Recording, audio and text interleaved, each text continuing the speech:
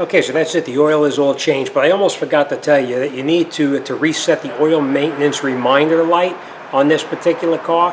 And the way you do that is you get into the vehicle, you turn the key to the on position without starting the car. Very important, you make sure your car is not running.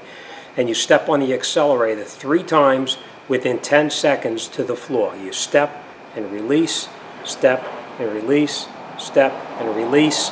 Within 3 times within 10 seconds, that'll reset to 100%. So let's go inside the car and let's finish this job off. Okay. All right, now, as you know, this car is a push button.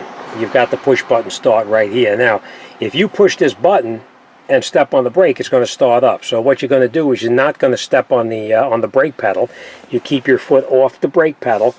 Press this until everything comes alive on the dashboard, and then you step 3 times within 10 seconds. And we turn the key off,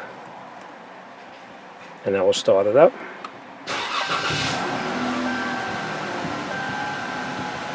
That's it, we're reset.